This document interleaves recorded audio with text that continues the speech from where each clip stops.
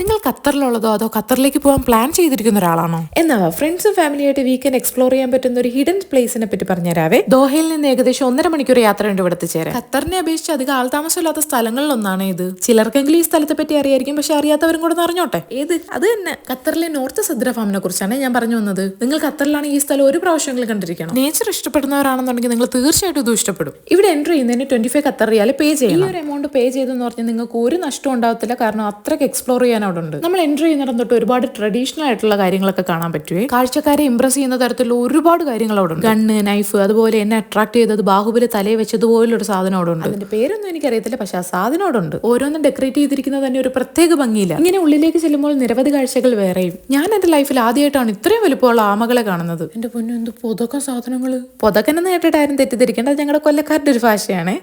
നമ്മൾ വിഷയത്തിൽ നിന്ന് തന്നെ മാറുന്നു. അപ്പൊ നമ്മൾ പറഞ്ഞു വന്നത്, പടച്ചോനെ പറഞ്ഞു വന്ന് എന്തുവായിരുന്നു? അത് തന്നെ, ഉള്ളിലോട്ടുള്ള കാഴ്ചകള്.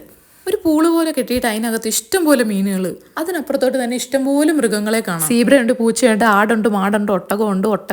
ഒട്ടകം അവിടെ ഉണ്ടായിരുന്നു, പിന്നെ എനിക്ക് വീഡിയോ എടുക്കാൻ പറ്റിയില്ലെന്നേ ഉള്ളു. അങ്ങനെ കുറേയേറെ കാഴ്ചകൾ കണ്ട് നടക്കുമ്പോൾ അകത്തോട് ഫുഡ് സ്പോട്ടും ഉണ്ട്, കൂടാതെ ഡൈനിങ് ഏരിയാസും. പിന്നെ എടുത്തു പറയണ്ടല്ലോ, കളർഫുൾ ആയിട്ടുള്ള ഒരുപാട് കാഴ്ചകൾ. ഒരു വൈകുന്നേര സമയങ്ങളിൽ ചെന്നാൽ കിഡിലോസ്കി ഫോട്ടോകൾ എടുക്കാൻ പറ്റിയ നല്ല അടിപൊളി പ്ലേസ് ഒക്കെ ഇവിടെ ഉണ്ട്. വൈകുന്നേരം എന്ന് ഞാൻ പറഞ്ഞെങ്കിൽ വെയിൽ മങ്ങുന്നതിന് മുമ്പ് പോകാൻ മറക്കല്ലേ. അങ്ങനെ ഉള്ളിലേക്ക് ചെല്ലുമ്പോൾ നിരവധി കാഴ്ചകൾ വേറെയും. ഇത് കണ്ടില്ലേ, പണ്ട് കാലത്തെ ചെറിയൊരു മണിയറ സെറ്റപ്പ് ആണേ.